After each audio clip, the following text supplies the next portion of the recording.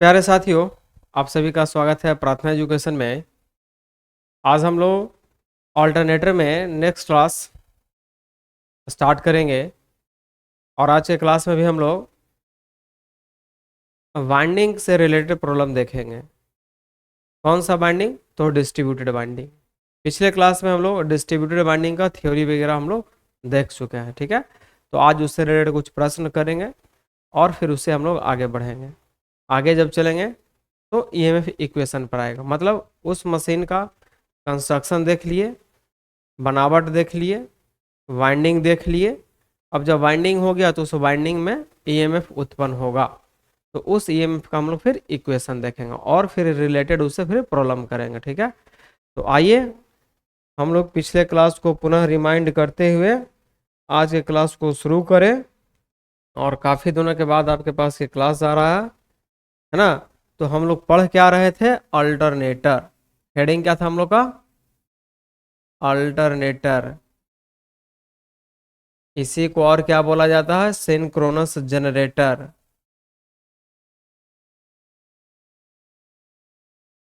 Synchronous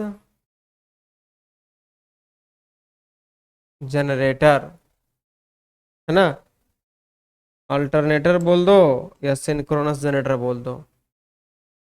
प्रत्यावर्तक Hindi बोलेंगे तब। और तुल्यकालिक।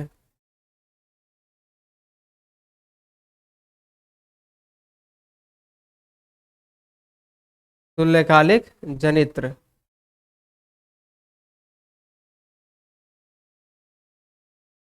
है ना। ये इसका हिंदी मीनिंग होता है। तो आज हम लोग देखेंगे वाइंडिंग से रिलेटेड प्रॉब्लम। तो हम लोग अभी तक वाइंडिंग में पढ़े क्या क्या चीज़। तो वाइंडिंग में हम लोग दो तरह का वाइंडिंग को देखे, है ना। पहला पिच फैक्टर, पहला क्या देखे थे? Pitch factor. पिच फैक्टर जिसको हम लोग केपी से डिनोट करते हैं और इसका फार्मूला होता है कॉस अल्फा बाई 2। इससे रिलेटेड बहुत सारे प्रॉब्लम आप लोग बनाए, है ना, और कॉन्सेप्ट को क्लियर किए इस फार्मूला से। इस फार्मूला को बनाने में और कौन कौन फार्मूला हेल्प करता है, तो आपको इसमें आता है alpha plus beta is equal to 180। बहुत अच्छे तरीका से आपको इसको जानते एवं पहचानते हैं, है ना। अब हम बात करते हैं कि इसमें एक आता है स्लॉट एंगल जिसको हम लोग गामा बोलते हैं। इसका फार्मूला क्या होता था? तो 180 डिग्री डिवाइड बाई स्लॉट पर पोल होता था। इन सारे फार्मूलों से आप लोग अवगत हैं और इससे रिलेटेड बहुत सारे प्रश्न आप लोग किए भी हैं। यहाँ तक तो क्लियर है? यहाँ तक तो किन्हीं का प्रॉब्लम है ही नहीं है। ये क्या है? तो कॉइल स्पैन है। ये क्या है? तो ये है आपका स्लॉट शॉर्ट पिच। एंगल नीचे वाला को बोलेंगे और कितना से शॉर्ट कर गया वो हमारा एंगल है ना। आइए अब देखेंगे हम लोग केडी के बारे में, जिसको बोलते हैं डिस्ट्रीब्यूटेड फैक्टर, डिस्ट्रीब्यूशन फैक्टर। इसको हम लोग सूचित करते हैं केडी से। इसका फॉर्मूला क्या होता है?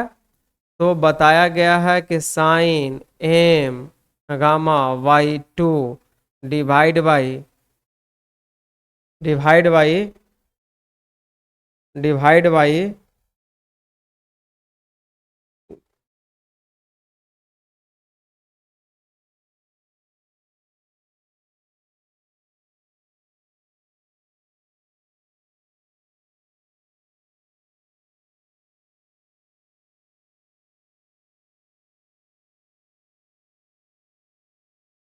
आइए तो देखिए, हाँ, साइन एम गामा बाई 2 और क्या लिखेंगे? M into sine sine gamma by 2। यही था फार्मूला आपका।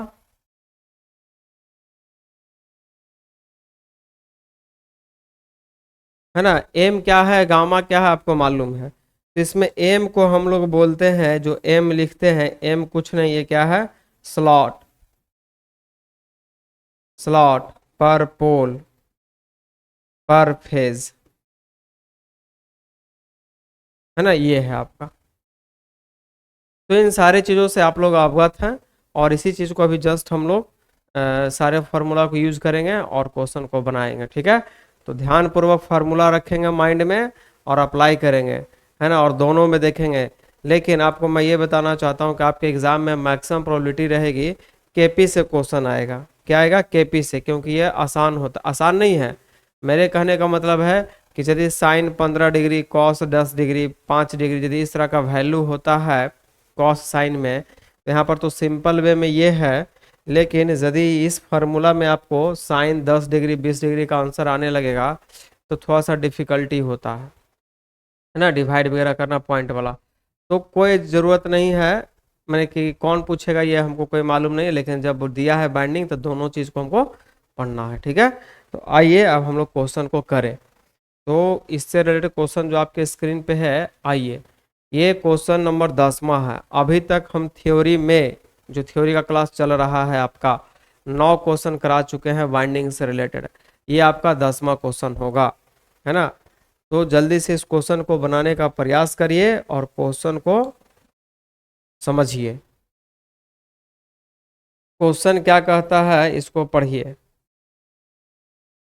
देखिए, calculate the value of distribution factor. सभी को मालूम है क्या निकालना है? Distribution factor for a 3 phase winding of a 4 pole alternator having 36 slot. स्पष्ट बोल दिया।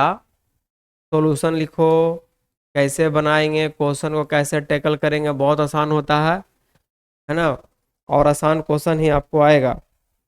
आपके एग्जाम में जो पिछले साल पूछा था उस क्वेश्चन को भी हम करवा देंगे, ठीक है। अभी आइए देखिए, डिस्ट्रीब्यूशन फैक्टर बोला निकालने के लिए, इसका मतलब है कि के डी इज इक्वल टू वाट।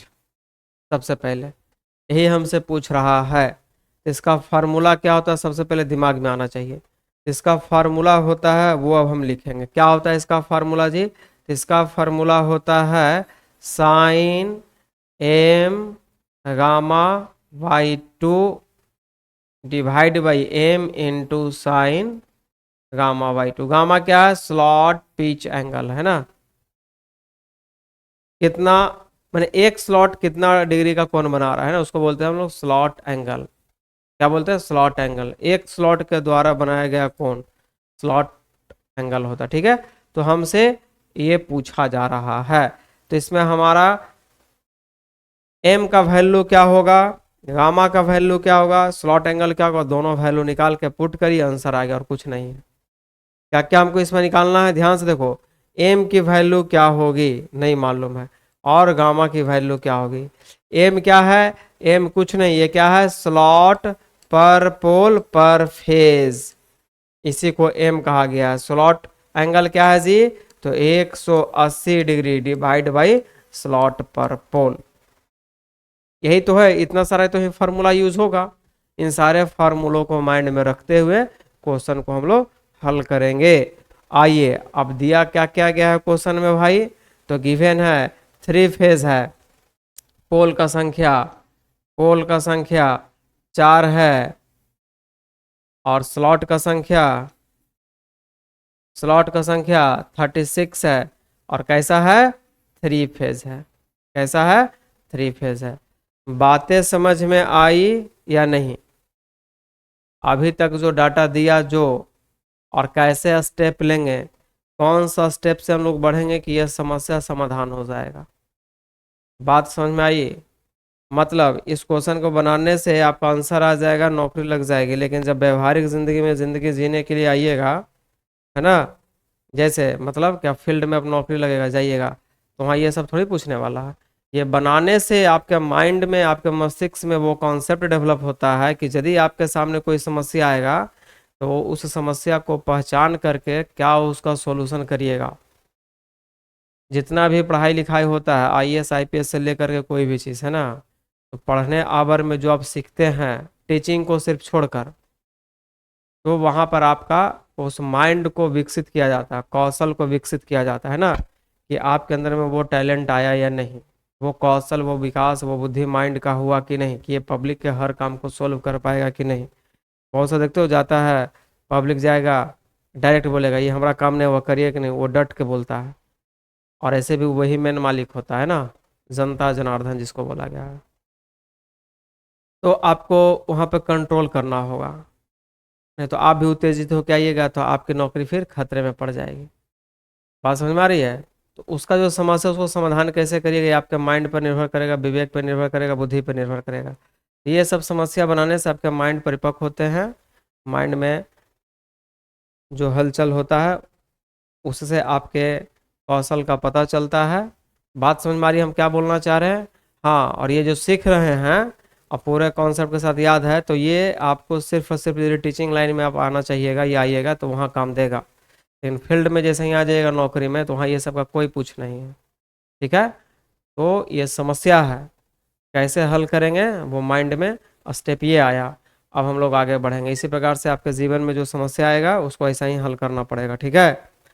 तो आइए हम देख लिए कि हमको ये पूछा, इसका ये फार्मूला होता है, इसमें ये यूज होता है, इसको ऐसे हम लोग हल करते हैं। और दिया गया क्या है, तो ये सारा चीज दिया गया है। क्लियर हो गया? तो आइए अब देखिए, अब हम निकालते हैं। चलिए एम, एम जो है क्या है, ये स्लॉट पर पोल पर फेज है। स्लॉट, स्लॉट पर पोल, प्रत्येक पोल पर जो स्लॉट है और प्रत्येक फेज के लिए, उसी को एम कहते हैं।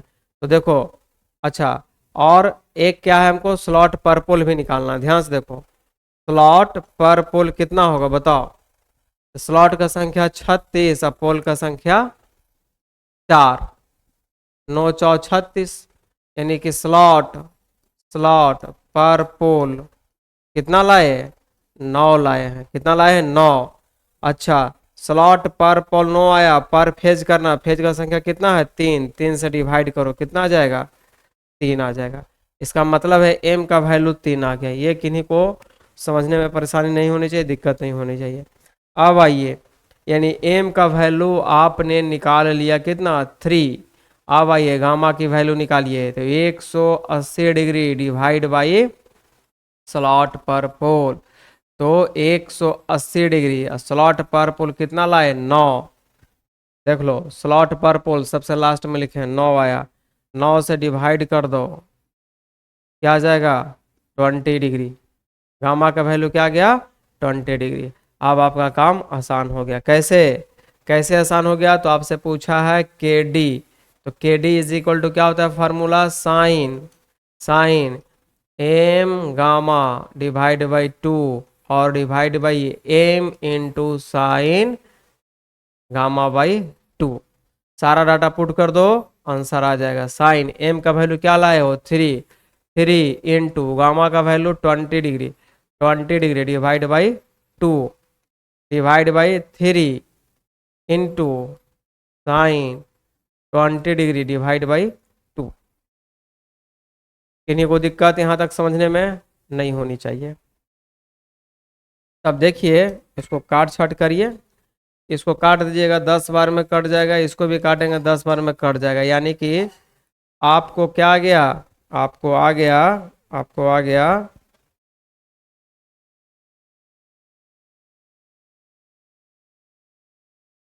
साइन 10 या 30 डिग्री, और नीचे क्या आया, 3 इंटू साइन 10 डिग्री।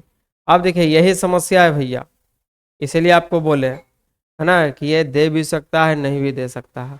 आप देखिए साइन 30 का तो वैल्यू आपको मालूम है, लेकिन नीचे कौन बैठ गया, साइन 10 डिग्री। क्या बैठ गया, साइन 10 डिग्री। तो आपको मालूम होना चाहिए कि साइन 30 का वैल्यू 1/2 होता है, और 3 इंटू साइन 10 डिग्री, 10 डिग्री नीचे है।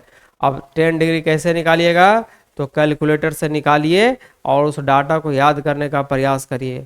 जो जो न्यूमेरिकल बनाइएगा, जिसमें जितना जितना प्रकार का डाटा आएगा उसको लिख करके याद कर लीजिएगा, तो यदि आपको क्वेश्चन में आएगा तो इसी टाइप का प्रश्न आएगा। और कभी भी 10 डिग्री, 15 डिग्री, 60.5 डिग्री, ये सारा का डाटा निकाल करके लिख लीजिए, तब आपसे न्यूमेरिकल जल्दी बन जाएगा और याद रहेगा। ठीक है?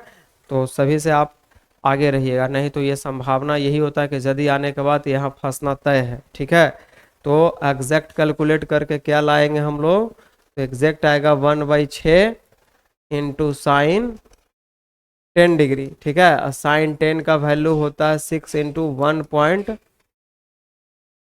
नहीं, साइन का तो मैक्सिमम वैल्यू 1 होता ही है ना, 0.173 शायद होता है। आप कैलकुलेट करके देख लीजिए। आप साइन 10 डिग्री का कैलकुलेटर निकालिए, वहां से निकालिए, हमें कैलकुलेटर का यूज करना ही पड़ जाएगा। ठीक है, कैलकुलेटर निकालिए और इसको कैलकुलेट करिए।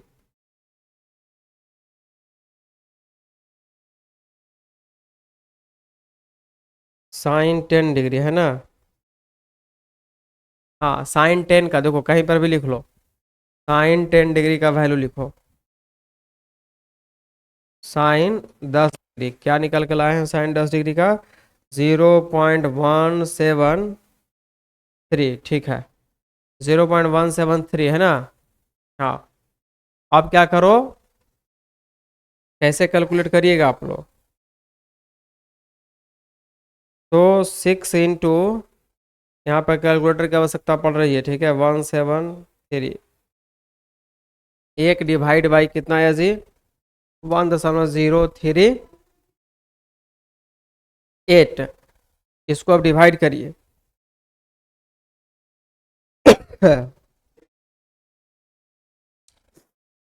डिवाइड करिए, जब डिवाइड करिएगा आप लोग तो ये आ जाएगा 0.96 हो गया आंसर, 0.96, 0.96 होगा आंसर।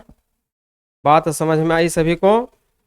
तो ये एक वैल्यू मैंने ये याद रखना है कि साइन 10 डिग्री का वही नीचे आया था। ठीक है, तो आपको इस प्रकार से बनाना पड़ेगा। समझ में आया सभी को, सभी भाई बंधु को समझ में आ गया। चलिए आगे चलते हैं, अगले क्वेश्चन पे आते हैं। आइए अगला क्वेश्चन आपके स्क्रीन पे, कैलकुलेट द डिस्ट्रीब्यूशन फैक्टर। अच्छा, फिर कह रहा है डिस्ट्रीब्यूशन फैक्टर ही ज्ञात करो, मतलब अब आपको स्टेप समझ में आ रहा होगा।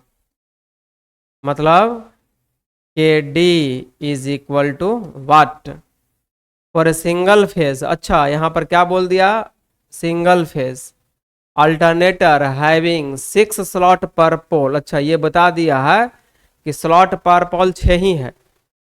अब कहता है कि व्हेन द, फर्स्ट बार क्या कह रहा है कि when all the slots are wound, मैंने सारा स्लॉट फुल है। सेकंड बार क्या कहता है, व्हेन ओनली 4 एडजेसेंट स्लॉट पर पोल आर बाउंड। सेकंड बार क्या बोलता है कि ओनली 4 ही स्लॉट जो है, एडजेसेंट स्लॉट का मतलब जस्ट अगल बगल का स्लॉट है ना, 4 ही स्लॉट जो है वो क्या है, 4 स्लॉट पर पोल आर बाउंड, बाइंडिंग किया हुआ है। Then remaining slot will unbound, और बाकी जो स्लॉट बच रहा होगा वो क्या, अनबाउंड है, मतलब बाइंडिंग नहीं किया गया है। तो दो स्थिति में आपको डिस्ट्रीब्यूशन फैक्टर निकालना है। पहला स्थिति क्या है जी, पहला स्थिति आपका ये है कि ऑल स्लॉट्स आर बाउंड। पहला क्या है, all slots are bound, all slots are bound, सभी स्लॉट्स क्या है, बाउंडिंग किए गए हैं। तो आइए इसमें निकालेंगे हम लोग के डी। क्या निकालेंगे, के डी। के डी का फॉर्मूला तुरंत लिख लो, sine M gamma by 2 divide by M into sine gamma by 2। आइए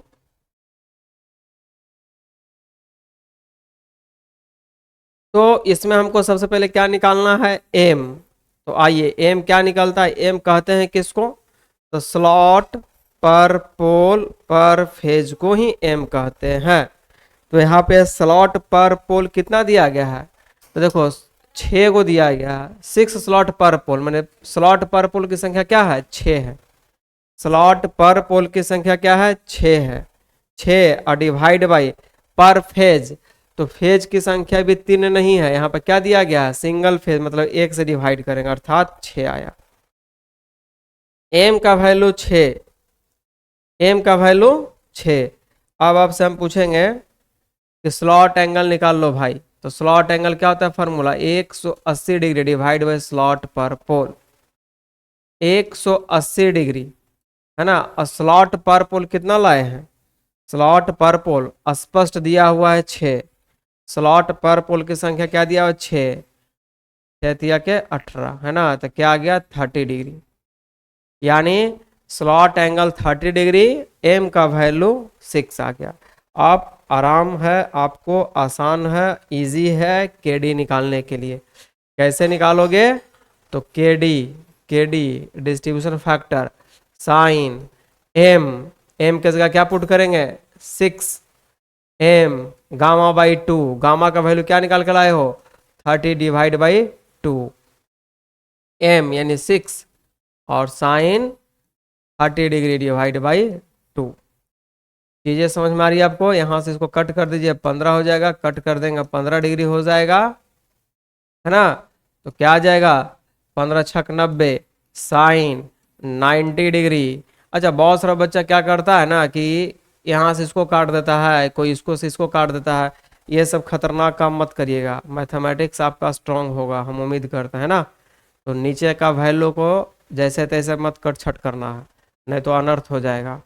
6 इंटू साइन 15 डिग्री। अब देखिए यहीं पे मामला फंसता है। अब देखो 15 डिग्री आ गया, इसके पहले वाला में आया था 10 डिग्री। अब 15 डिग्री का वैल्यू निकालो और लिख करके नोट करो। तो साइन 90 का वैल्यू क्या होता है 1, क्या होता है 1। तो 1 divide by 6 into sine 15 degree, 1 divide by 6 into sine 15 का वैल्यू क्या होगा। अब इसके लिए कैलकुलेटर ही इस्तेमाल करना पड़ेगा, कोई दूसरा रास्ता नहीं है।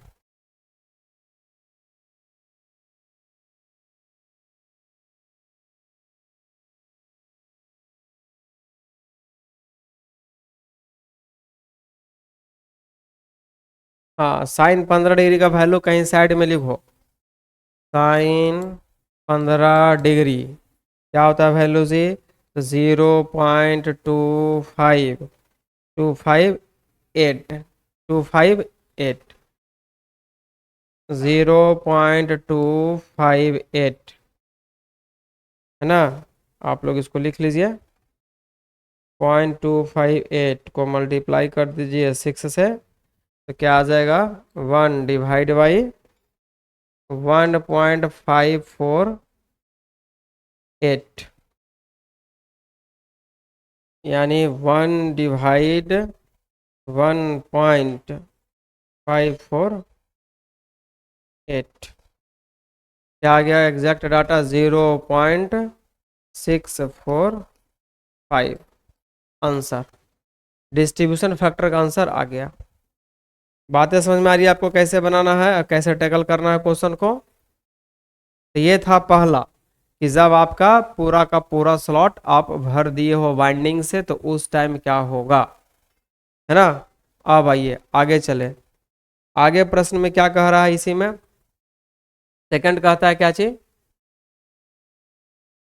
व्हेन ओनली 4 एडजेसेंट स्लॉट पर पोल आर बाउंड, अब बाकी को छोड़ दिया गया। सेकंड स्टेप में ये कहता है, अच्छा सेकंड स्टेप के लिए स्पेस नहीं है, स्पेस नहीं है, क्या होगा, बिल्कुल होगा, घबराना नहीं है।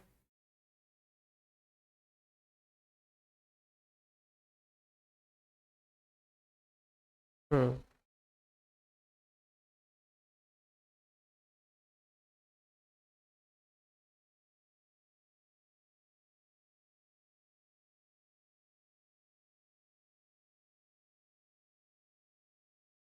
चलिए सेकंड स्टेप में क्या बोलता है हमको कि जब 4 गो स्लॉट को ही वाइंडिंग किया जा रहा है, व्हेन ओनली 4 एडजेसेंट स्लॉट पर पोल। तो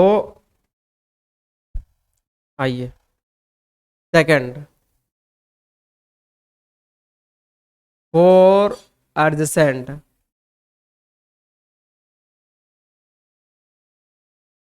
आर बाउंड, जब चार को ही बाइंडिंग किया गया है तब क्या होगा, ध्यान से देखिए।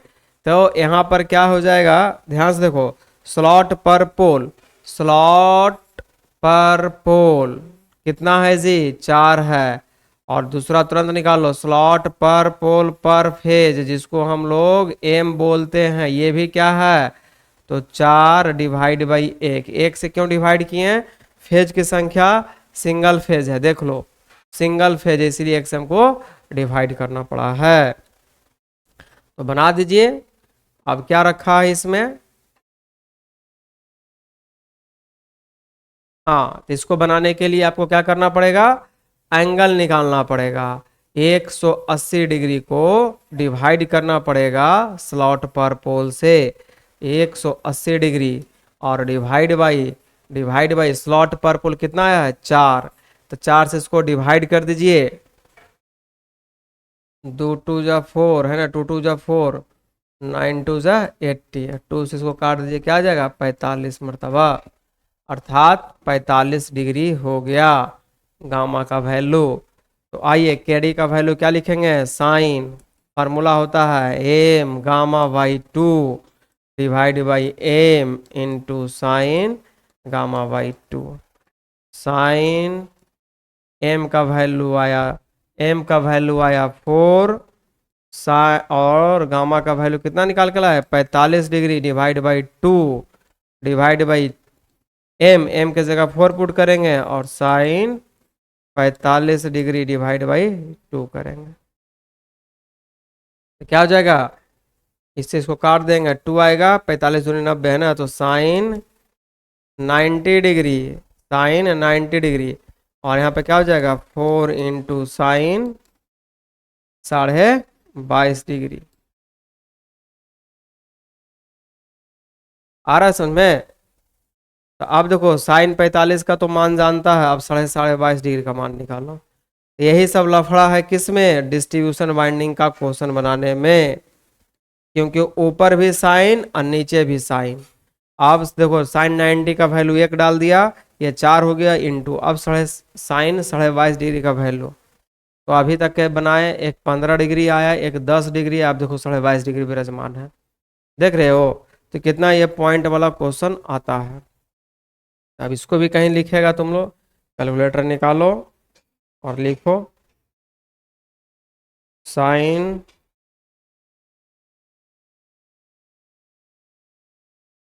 22.5, 0.382, क्या आएगा, साइन 22.5 डिग्री का वैल्यू आ गया 0.382, ये आ गया 0.382। अब इसको कैलकुलेट कर दो।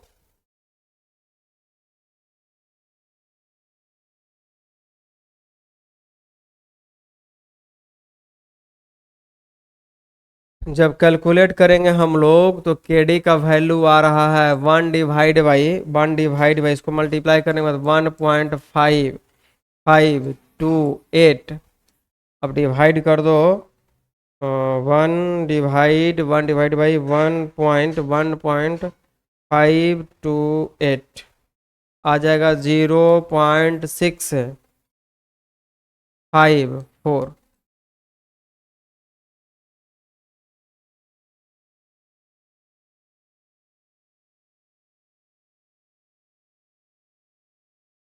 654, बात समझ में आई। तो इस प्रकार से ये सारा क्वेश्चन बनेगा।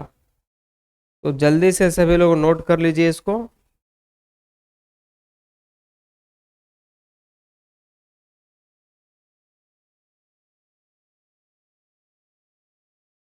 अब आइए next, next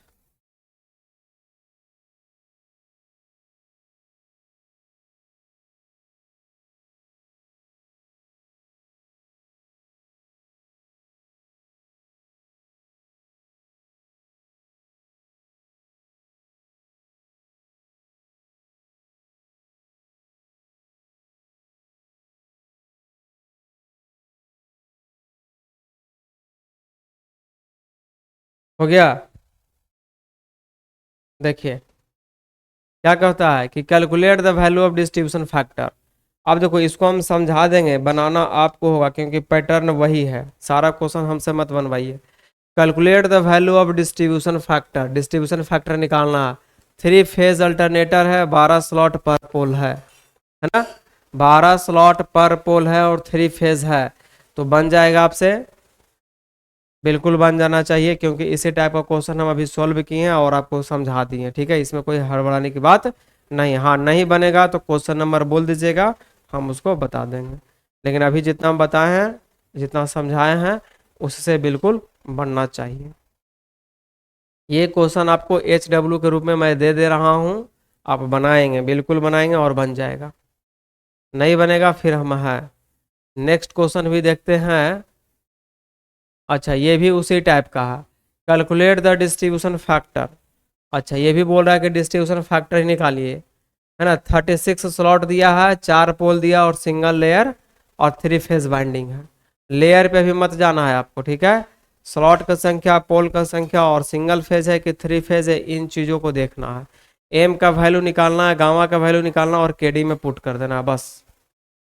sign 15 degree, sine 10 degree, sine 22.5 degree का वैल्यू आपको याद रखना है, लिख करके 3 डिजिट तक, पॉइंट के बाद 3 डिजिट तक याद रखिएगा। बातें समझ में आ रही है? तो देखो 2 क्वेश्चन 3 क्वेश्चन हम बताए हैं और 2 क्वेश्चन आपके लिए होमवर्क के रूप में छोड़ेंगे। बातें समझ में आ रही है? और दोनों बनना चाहिए आपसे, नहीं तो फिर प्रॉब्लम होगा। तो अब हम लोग आगे चलेंगे।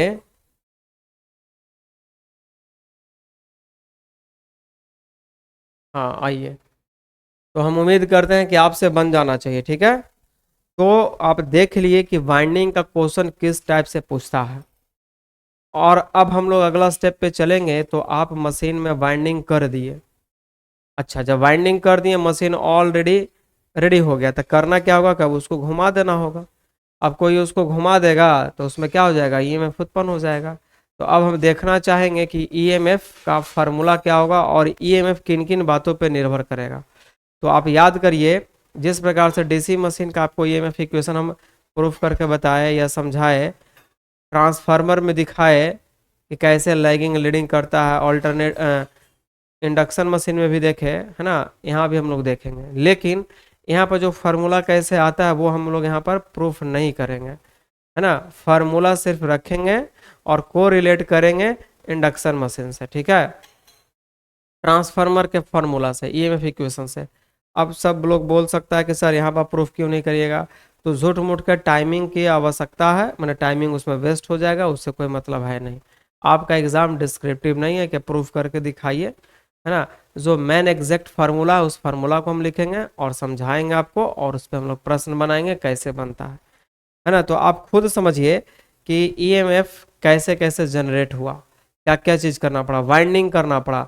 तो वाइंडिंग में जो जो टर्म यूज हुआ, जो टर्मोलॉजी हुआ, वो भी इफेक्ट करेगा ईएमएफ इक्वेशन पे। एक्चुअली ईएमएफ उत्पन्न कब होता है, ईएमएफ उत्पन्न तब होता है जब आपका कंडक्टर फील्ड में मूव करे या फील्ड कंडक्टर को कट करे, है ना। तो कंडक्टर तो स्थिर से ऐसे रखा हुआ नहीं है, उसको एडजस्ट किया गया, कहाँ पे, स्लॉट में, है ना, वाइंडिंग किया गया है, शॉर्ट पिच, डिस्ट्रीब्यूटेड, है ना, उसके बाद फ्रैक्शनल स्लॉट, बहुत तितम्मा किया गया है उसमें, बोल सकते हो, ताकि आपका जो साइनसॉइडल वेव हो वो प्योर साइनसॉइडल है, नॉन साइनसॉइडल ना हो। तो हर बात को ध्यान में रखते हुए आप बाइंडिंग को पढ़ लिए और बाइंडिंग को समझ गए, तो हम उम्मीद करते हैं कि आपको ईएमएफ इक्वेशन भी समझ में आ जाएगा। तो आप क्या करेंगे, हेडिंग में लिखेंगे ईएमएफ इक्वेशन। चलिए क्या लिखिएगा, ईएमएफ इक्वेशन, हेडिंग लगाइए E M F, EMF equation, EMF equation of an alternator. Alternator बोलने का मतलब क्या हो गया जी, जनरेटर। तो जनरेटर में जो ईएमएफ जनरेट हुआ ना, उसी का इक्वेशन देखेंगे हम लोग। आइए, तो जो हम लोग ये पढ़ते हैं वो 3 फेज की बात करते हैं ना। तो इसका जो फार्मूला होता है, ध्यान से देखना, ये होगा RMS। ध्यान दो, जो ईएमएफ पैदा हुआ वो ईएमएफ कैसा होगा जी, RMS ईएमएफ होगा। आपके घर में जो वोल्टेज आता है आरएमएस में, आपके घर में जो करंट आता है आरएमएस वैल्यू होता है, ठीक है। तो जो अल्टरनेटर का भी फार्मूला हम लोग लिख रहे हैं वो आरएमएस वैल्यू होगा। प्रश्न जब बनाएंगे तो बारीकी से वहां पर ध्यान रखना होगा कि आरएमएस पूछ रहा है कि एवरेज पूछ रहा है कि मैक्सिमम पूछ रहा है, इन सारे चीजों को ध्यान में रखना होगा। तो आइए, और दूसरी बात, हम लोग थ्री फेज देखे थे अल्टरनेटर, है ना। तो जो इक्वेशन निकालते हैं हम लोग वो पर फेज पे निकालते हैं, पर फेज पे निकालते हैं, ठीक है। ऐसे मैंने प्रत्येक फेज पे कितना आपको आरएमएस वोल्टेज उत्पन्न हुआ उसकी चर्चा करते हैं। तो चर्चा क्या करते हैं भाई, 4.44 फ्रीक्वेंसी इंटू फ्लक्स। तो फ्लक्स पर निर्भर करेगा, फ्रीक्वेंसी पर निर्भर करेगा, और जो वाइंडिंग किए हैं वो वाइंडिंग पर भी निर्भर करेगा, यानी कि के डब्लू, यानी कि के डब्लू। अच्छा ये के डब्लू अभी ना लिख करके, क्योंकि के डब्लू नहीं पढ़े, के पी पढ़े हैं बिल्कुल, और क्या पढ़े हैं, के डी पढ़े हैं। पिच फैक्टर, डिस्ट्रीब्यूशन फैक्टर, इन दोनों पे निर्भर करता है आपका, है ना। और उसके बाद एक टर्म आएगा टी, एक टर्म आएगा टी। यही आपका मेन इक्वेशन है भैया। इसको यदि समझ गए तो आपका इक्वेशन से प्रॉब्लम बन जाएगा। अब इसमें कौन क्या है, किसका क्या रोल अदा है, अभी जस्ट बता देंगे हम लोग, घबराना नहीं है ना। एक मिनट, एक मिनट,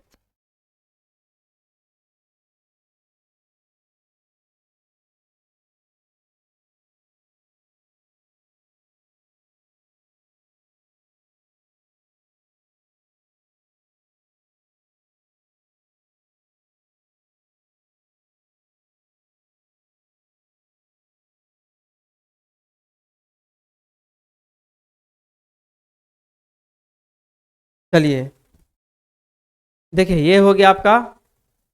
अब आइए, इसमें एक फार्मूला और हम लिख देते हैं ताकि आपको याद रहे। क्या याद रहे, कभी कभी आप फार्मूला देखिएगा तो ऐसे नजर आएगा, तो घबराना नहीं है। कैसे नजर आएगा, ऐसे 4.44 इंटू फ्रीक्वेंसी इंटू फ्लक्स, और के पी के डी न मिलकर के डब्लू रहेगा लिखा हुआ, इंटू टी रहेगा लिखा हुआ। तो घबराना नहीं कि के डब्लू क्या हो गया, है ना। ये क्या निकला जी, ये भी फार्मूला है, ई आर एम एस पर फेज।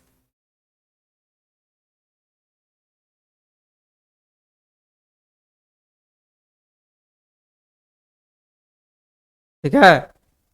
अच्छा, अब आते हैं, लिखते हैं बारी बारी से कि क्या है। तो लिखिए यहाँ पे वेयर के डब्ल्यू क्या है, वाइंडिंग फैक्टर है, winding, winding factor, winding factor. अच्छा, वाइंडिंग फैक्टर का फॉर्मूला क्या होता है, तो ये होता है के पी को के डी से मल्टीप्लाई करिएगा तो वाइंडिंग फैक्टर निकलता है, ठीक है। तो यहाँ पर के पी के डी को हटा करके डायरेक्ट के डब्ल्यू भी लिखा हुआ मिलेगा, घबराइएगा नहीं। अब आइए, तो इन सारी चीज़ों को देख लिए। अब इसको थोड़ा सा हम एक और मॉडिफाइड वे में लिखने का प्रयास करते हैं। कितना टर्म में लिखा जाता है, आर एम एस। आपसे कंफ्यूजन नहीं होना चाहिए, नहीं तो मामला गड़बड़ा जाएगा। क्या हो जाएगा, ध्यान से देखो, 2.22 फ्रीक्वेंसी फ्लक्स के डब्लू इंटू जेड। अच्छा अभी बोलेंगे कि सर यहाँ पर 4.4 लिख रहे थे, वहां पर टी लिख रहे थे, अब जेड काहे लिख दिए। हाँ जेड लिखेंगे, आपको डिफरेंट टाइप का इक्वेशन आपके सामने रख देंगे ताकि आप कंफ्यूज नहीं करिएगा, नहीं तो इसमें कंफ्यूजन भारी भरकम होता है ना। तो आइए अब हम सबका लिखना पड़ेगा कि किसको क्या बोलते हैं। वेयर एफ क्या है जी, सप्लाई फ्रीक्वेंसी,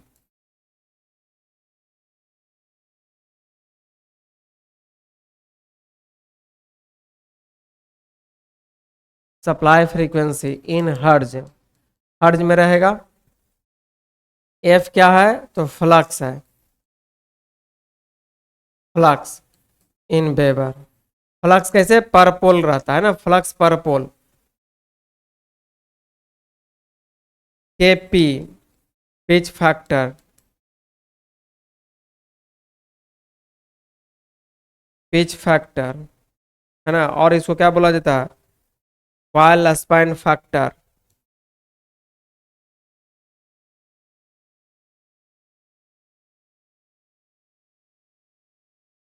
है ना। आज इतना फोन का है आ रहा भाई। चलिए, केपी हो गया, आइए केडी। केडी को क्या बोलते हैं? Distribution factor.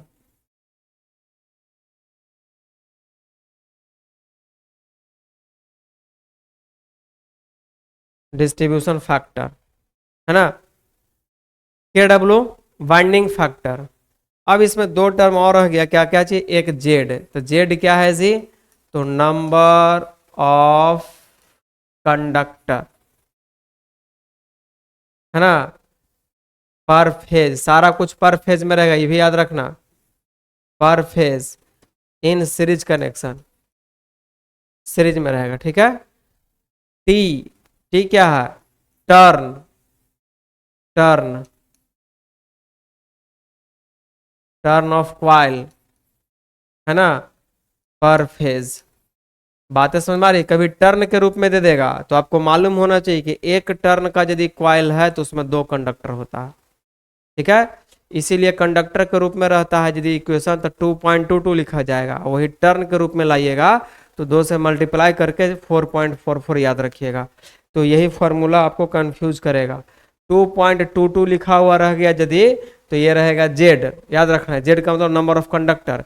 लेकिन यही फार्मूला में यदि 4.44 है तो यहाँ पर जो टी है, टी का मतलब टर्न हो गया, है ना। आपको मालूम है कि एक कंडक्टर में दो टर्न होते हैं। जो स्टार्टिंग से पढ़ते आ रहे हैं, वाइंडिंग वगैरह पढ़ाएं, तो उनको तो ये बात समझ में आ गया होगा। अब फर्स्ट ऑफ ऑल यदि आपको पहली बार इसी वीडियो को कोई देख लेंगे तो उनको ये बातें नहीं समझ में आएगी कि दो कैसे हो गया। बात समझ में आ रही है? तो एक सिस्टमेटिक वे में चलता है क्लास, आप जरूर सिस्टमेटिक वे में फॉलो करिए, आसान रहेगा। तो देखिए, अभी हम सिर्फ क्या किए हैं, आपको ईएमएफ का इक्वेशन बताए हैं, ईएमएफ का इक्वेशन बताया। अब हम क्या करेंगे कि अगले क्लास में आएंगे तो इससे रिलेटेड हम प्रश्न करेंगे। अब जो प्रश्न होगा, अब मेरी बात को समझ लीजिए, अब जो प्रश्न होगा वो थोड़ा सा हार्ड नेचर का आएगा। हार्ड नेचर कुछ नहीं होगा, क्या होगा कि लंबा प्रश्न होगा। अभी तक तो सिंपल देखे थे, लंबा इसीलिए हम बोल रहे हैं, इसीलिए बोल रहे हैं कि हमको ईएमएफ इक्वेशन निकालना रहेगा, ठीक है। अब जो भी प्रश्न लेंगे हम लोग आगे कर लेंगे। तो ईएमएफ इक्वेशन जब भी निकालेंगे तो हमको उसमें केपी और केडी को मालूम होना चाहिए। तो या तो प्रश्न में दिया हुआ रहेगा, और नहीं तो प्रश्न में दिया नहीं रहेगा, बहुत बड़ा प्रश्न कर देगा। मतलब बाइंडिंग का भी क्वेश्चन उसमें सम्मिलित है और ईएमएफ का भी क्वेश्चन सम्मिलित है। तो कभी कभी एग्जामिनर क्या करेगा कि यदि हार्ड उसको पूछना रहे तो ईएमएफ इक्वेशन से सवाल कर देगा, ताकि इसमें आप बाइंडिंग का भी प्रॉब्लम बना लीजिए, और कभी कभी सिर्फ और सिर्फ बाइंडिंग का ही क्वेश्चन पूछेगा। तो पिछले क्लास में जब हम लोग देखे थे तो बाइंडिंग का क्वेश्चन बनाया, आज के क्लास में भी बाइंडिंग का क्वेश्चन बनाया। अब इन दोनों बाइंडिंग का जो फैक्टर है उसको यूज कर लिया गया है कहाँ पे? ईएमएफ इक्वेशन में। तो नेक्स्ट क्लास में जब हम लोग आएंगे तो इससे रिलेटेड प्रॉब्लम करेंगे, तब आपको कॉन्सेप्ट क्लियर हो जाएगा कि कैसे बाइंडिंग का जो टर्मोलॉजी है वो ईएमएफ पे कैसे इफेक्ट करता है।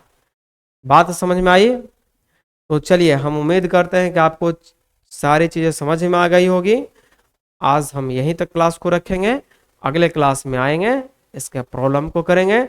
और यदि कोई प्रॉब्लम है, आपको त्रुटि है, तो वीडियो के, है ना, लेक्चर के नीचे कमेंट बॉक्स में आप लोग कमेंट जरूर करिए और अपना सुझाव दीजिए।